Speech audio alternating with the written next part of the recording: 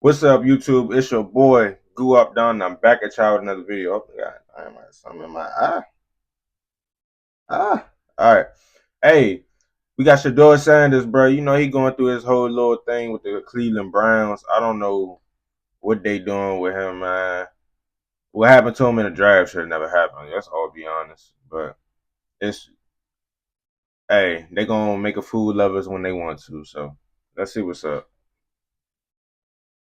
Shedeur is going to start Friday night. Browns at Panthers. Now, Shedeur. Big opportunity, huge opportunity, and more importantly, show that he can run and manage this offense. This NFL offseason has been a monumental one, with some huge trade requests, contract extensions, and free agent signings that can shake up the landscape of the league as a whole. But despite all of that, I don't think anyone has been talked about more since February than Shedeur Sanders. As you all know by now, Shedeur Sanders fell all the way to the 5th round of the NFL draft after being projected as a top 3 pick for the majority of the offseason. And even worse for him, he was drafted into quarterback hell when he was selected by the Cleveland Browns at pick number 144. Now, after a full offseason of wondering what the Browns were going to do with their quarterback room, we finally have an idea, and it's all laying on Shedeur Sanders' shoulders. So really quickly, before we get to this video, we're giving away multiple copies of Madden 26 to a subscriber that turns on their notifications on this channel. We're running the same giveaway from my Instagram page. Just let me know what console you want the game for, and we'll announce a giveaway winner at the end of each week on my Instagram story. Shedeur Sanders finally has a clear direction to an NFL roster spot, and here's where it gets really confusing, because prior to the very first week of the NFL preseason, Kevin Stefanski made a huge announcement. We got game Friday night coming up. Some players will play. We'll play Shedeur at quarterback. So Sanders was named the starting quarterback for said game, and this very well may be the biggest opportunity of Shedeur Sanders' life. However, Sanders is lucky that he's even in the spot to begin with, and let me tell you why. On Monday, August 4th, the Browns released their first official depth chart of the 2025 season, and as it turned out, Shedeur was in a worse position than he thought. Cleveland listed veteran Joe Flacco as the starter, which people weren't surprised by, but to quote Shedeur Sanders' father, now, Joe Flacco definitely lit it up for the Browns before, and he's the only true veteran presence in a quarterback room that so desperately needs that. Then they have former first-round pick Kenny Pickett listed as the backup, which is completely fair. He's the only quarterback in that room who's actually played a snap in the NFL other than Flacco, automatically making that his spot to lose. But during training camp and OTAs, it looked like a battle for QB3 more so than QB1 and QB2 in Cleveland. And that helped to be true. But the question was always whether or not Cleveland was going to give their QB3 job to their 5th-round rookie in Sanders or their 3rd-round rookie in Dillon Gabriel. Yeah, for some reason, to this day, nobody knows, but Cleveland drafted both. So this is my whole thing, right? Cleveland, they drafted 2 people. I believe they drafted 2 quarterbacks. If I'm not mistaken, I believe they drafted 2 quarterbacks. It's been a long time since the draft. Why would they do that knowing they got all this little quarterback situation going on? Like, I understand that Deshaun Watson out, but from what I was told, he only out for a year. Even though personally, I think he should just retire. Like, his body's been through enough. It's literally, we see him breaking down like game by game. Deshaun Watson is done, but they should have never drafted Shedeur Sanders like at all. They put that man in the worst possible situation he could probably be in. Like, he gonna have to fight his way to the top, but I don't think he really had to do that in another team. He probably would have been at least 2nd or 3rd string, and then could have showed some talent or something. I don't know. I just feel like he could have been in a better spot than this. Gabriel and Shedeur Sanders in the 2025 NFL Draft, with Gabriel being one of 5 quarterbacks selected over the projected 1st-round pick, which in hindsight is hilarious because according to every report coming out of Browns training camp, Shedeur Sanders is 10 times the quarterback that Dillon Gabriel is. Still, Cleveland decided that Dillon Gabriel would be their QB number 3, making Sanders their QB number 4, and this decision only raised questions from their football community, mainly because, as I mentioned before, Sanders has been balling out during training camp, and the numbers prove it. Over the first 9 training camp practices for the Browns, Joe Flacco has completed 54 of his 92 pass attempts for a 58.7% completion percentage, with 3 touchdowns and 0 interceptions. Kenny Pickett had a much smaller sample size, completing 23 of his 34 pass attempts for 67.6% completion percentage, with 3 touchdowns and a pick. That's fine. Both of those quarterbacks were basically shoo-ins for their spot on the depth chart, but the real problem is found when you compare compare Shedeur Sanders' performance to Dillon Gabriel's. Gabriel got a ton of reps in training camp, logging in 113 pass attempts, but the problem is he only completed 62 of them, which is good for a 54.9% completion percentage, along with 4 touchdowns and 2 interceptions. Shedeur, on the other hand, completed a whopping 70% of his passes, completing 49 of his 70 pass attempts to go along with a perfect 6 touchdowns to 0 picks thrown.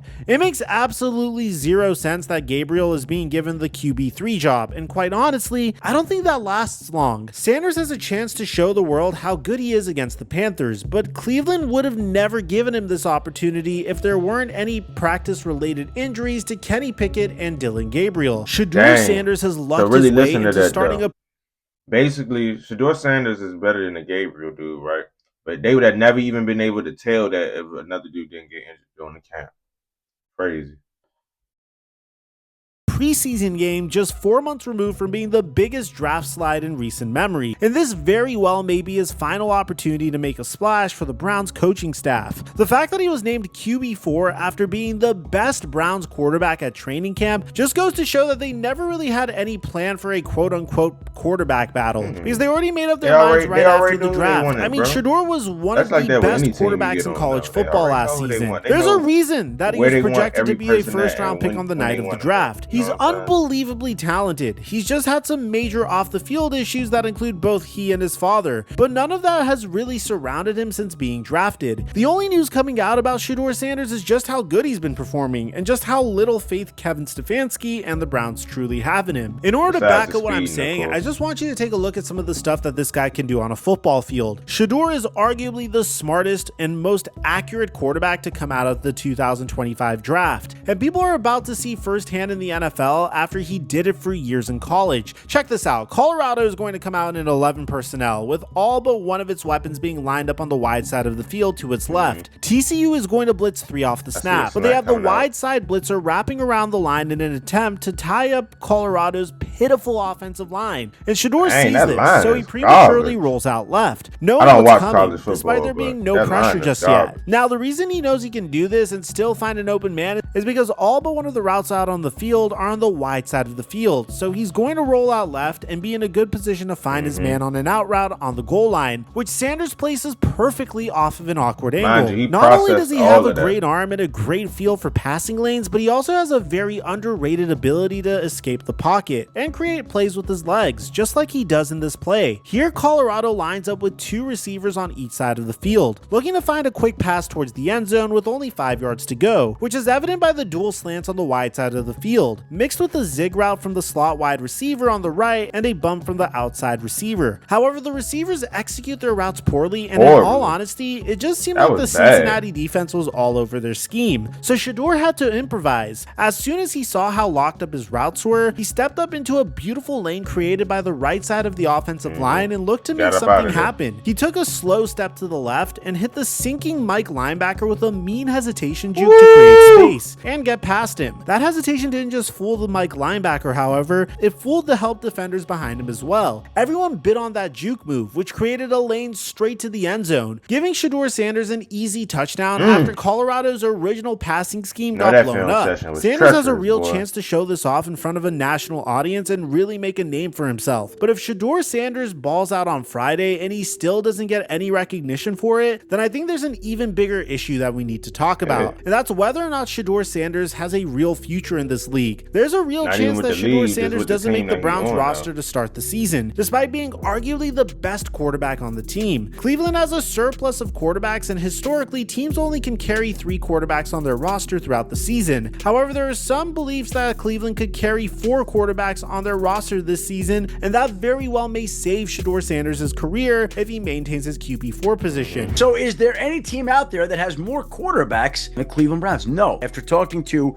a bunch of people around the league, the Browns are more likely than not to carry 4 quarterbacks on their final 53-man roster. The problem with Cleveland carrying 4 quarterbacks, though, is that they just went out and signed former Ravens and Dolphins quarterback Tyler Huntley to a contract, adding even more competition in that quarterback room. If Huntley outperformed Sanders in their preseason game against Carolina, there's a very real possibility that Huntley takes over the QB4 position, leaving Shedeur without a job. Cleveland has really mismanaged their quarterback situation this offseason, and don't forget, they still have Deshaun Watson due to return late in the season as well, adding even more chaos to an already chaotic situation. There really is no guarantee when it comes to Shedeur Sanders' career in Cleveland, but if it's up to him, he's going to come out and ball on Friday. It's all in his hands, and he knows that if he doesn't perform, he may be out of a job. So there's no doubt in my mind that he's going to do whatever it takes to secure his position on the team. And if not, then who knows what his future looks like. There have already been signs of Cleveland potentially cutting ties with him, so there really is no guarantee. Regardless, Shedeur Sanders' future is all up to Shedeur Sanders, and it's time to see what he's really about. Let me know what you guys think about this in the comment section down below. Hey, they treating that man like he don't got no talent. Like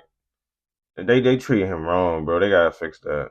He should have never got drafted by Cleveland, but I mean, to be honest, it was looking like he wasn't about to get drafted at all. So, I mean, I don't know, man.